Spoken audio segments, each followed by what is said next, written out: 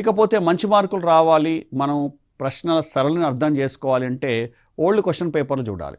అది ఏ ఎగ్జామ్ అయినా సరే, 10th, intermediate, degree, PG are competitive exams, civils, group 1, group ఏదైనా సరేనండి. ఓల్డ్ క్వశ్చన్ పేపర్స్ని బాగా చూడండి. దీనివల్ల ఏమవుతుందంటే క్వశ్చన్స్ ఎట్లా వస్తున్నాయి, చాయిస్ ఎక్కడుంది, అసలు ఎన్ని సెక్షన్లు ఉంటాయి, దాంట్లో దేనికి ఎన్ని మార్కులు ఉంటాయి, మీరు మీరు అప్పటి వరకు విన్నది, చూసింది, చదివిన దానివల్ల ఏదైనా రాయొచ్చా, ఒక ప్యాటర్న్ తెలుస్తుంది. అంటే క్వశ్చన్ పేపర్ ప్యాటర్న్ తెలుస్తుంది. ఇవి తెలియకపోతే ఎగ్జామినేషన్లో పేపర్ ఇచ్చేంత వరకు, క్వశ్చన్ పేపర్ ఇచ్చేంత వరకు అసలు ఎగ్జామినేషన్ ప్యాటర్నే తెలియదు మీకు.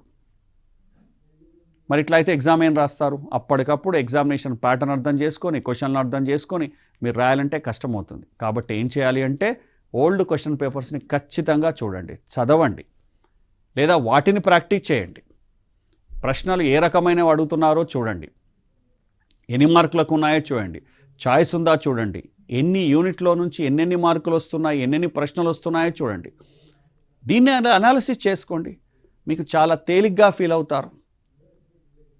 ఇలా లేకపోతే ఏం చదువుతున్నాము, ఎందుకు చదువుతున్నాము, ఎన్ని మార్కులు వస్తాయి, ఏది వదిలిపెట్టాలి, ఏది చాయిస్లో ఉంటుంది, ఏది చాయిస్లో ఉండదు, అలా గందరగోళంగా ఉండి మీ ప్రిపరేషన్ ముందుకు సాగదు.